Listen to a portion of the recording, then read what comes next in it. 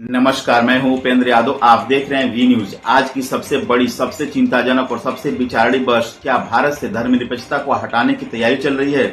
क्या संविधान से छेड़छाड़ की जा रही है? क्या भाजपा धर्मनिरपेक्षता से इतनी असहज है कि अब उसे संविधान की प्रस्तावना से निकाल देना चाहती है?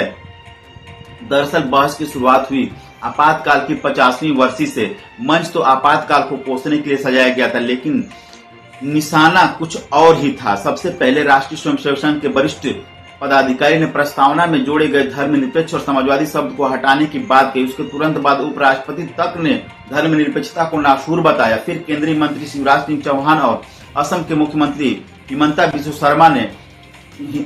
शर्मा भी मैदान में उतर आए और इसी सुर में सुर मिलाया।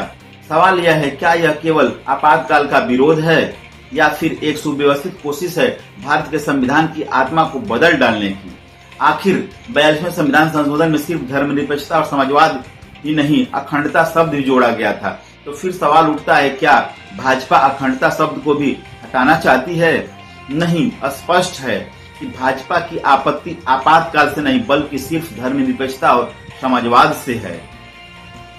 इंडियन एक्सप्रेस में वंदिता मिश्रा लिखती हैं कि असली निशाना धर्मनिरपेक्षता है, समाजवाद नहीं। क्यों? क्योंकि समाजवाद एक आर्थिक विचारधारा है और भाजपा की नीतियां अब कांग्रेस के नव उदारवादी रास्ते पर ही चल रही हैं। कांग्रेस के प्रधानमंत्री नरसिम्हा राव और वित्त मंत्री मनमोहन सिंह ही तो थे जिन्होंने 1991 में उदारीकरण की राह खोली थी। भाजपा आज उसी रास्ते पर चल रही है। फिर धर्मनिरपेक्षता इतनी चुभन क्यों पैदा कर रही है? शायद इसीलिए क्योंकि धर्मनिरपेक्षता केवल एक शब्द नहीं, एक आदर्श है।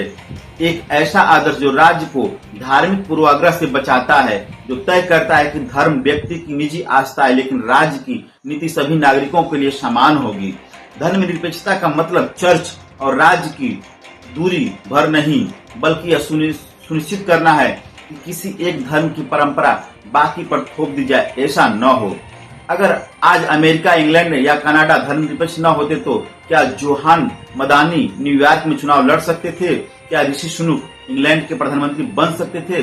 अगर धर्मनिरपेक्षता वहां ठीक है तो भारत में क्यों खटक रही है? आज भाजपा की राजनीति यह दिखाना चाहती है कि धर्मनिरपेक्षता भारत के मूल स्वभाव से मेल नहीं खाती। तमिलनाडु के राज्यपाल तक कह चुके हैं कि यह पश्चिमी अवधारणा है, लेकिन क्या यह तर्क संगत है? अगर विचारों को केवल उनकी उत्पत्ति से तौलेंगे तो क्या पश्चिमी हमारी तकनीकी, विज्ञान, लोकतंत्र की अवधारणाओं को भी छोड़ दें?